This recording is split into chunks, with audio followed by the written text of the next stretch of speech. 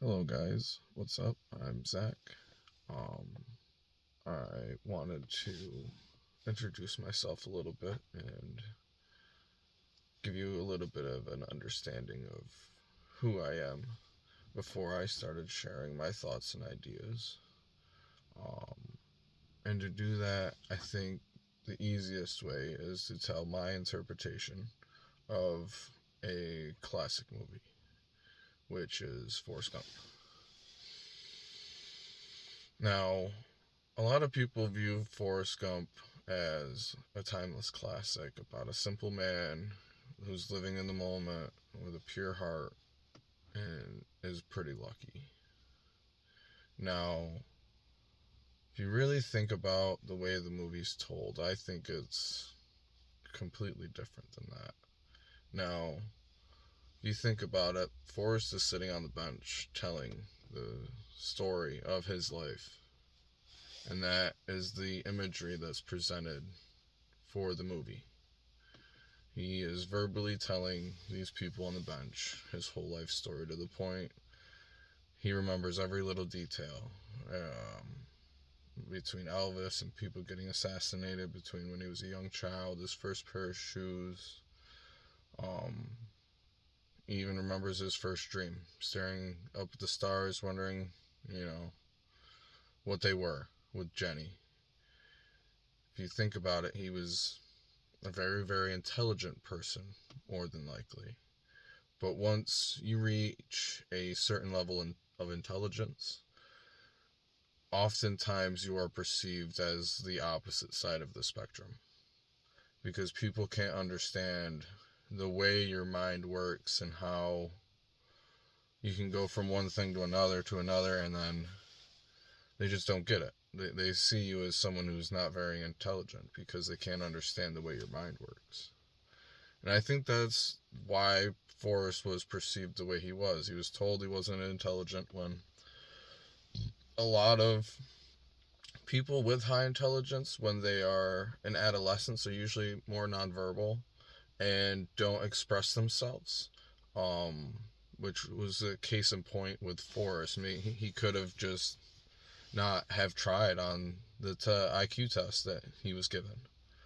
Um, because if you realize throughout the whole movie, he's accomplishing great things. His After his back gets fixed, he ends up playing football and graduating high school, and not only that, going to college. Um, After he gets out of college, he goes into the army. And if you notice, he sets company records. A simpleton isn't going to be accomplishing any sort of record, in my opinion, because when you have to do something like put a weapon together quickly. It can be a trained trait, but usually the quicker hand movement, the quicker response times are usually led to higher cognition brains where you're moving quicker while you're doing it. You can process the information a lot faster than someone who has less cognitive power. Now, not only that, Forrest goes on to start a whole shrimping company, and then he gets Jenny for a short period. He ends up getting with Jenny. His love is affirmed, and then it all comes crashing down, which usually is what is the catalyst to a lot of people changing many things in their life, because Forrest left. He went running right after Jenny left, and he started running and running and running and running until it was well over a couple years. Um, and I believe that the night Jenny left, that's when Forrest decided to stop serving other people's dreams. Because if you think about it, a good majority of the movie is Forrest finding himself, figuring out what kind of man he is in Vietnam, and serving other people's dreams. Because the whole shrimping company was Bubba's idea, was Bubba's dream, and he did it to honor his brother. Um, Now, after Jenny left and he started running was when he started helping people. And he started running, and people started following him. He started sharing his ideas and his thoughts. And a lot of people turned out to become very successful after finding Forrest, to the point there was a gathering. He was in multiple newspapers.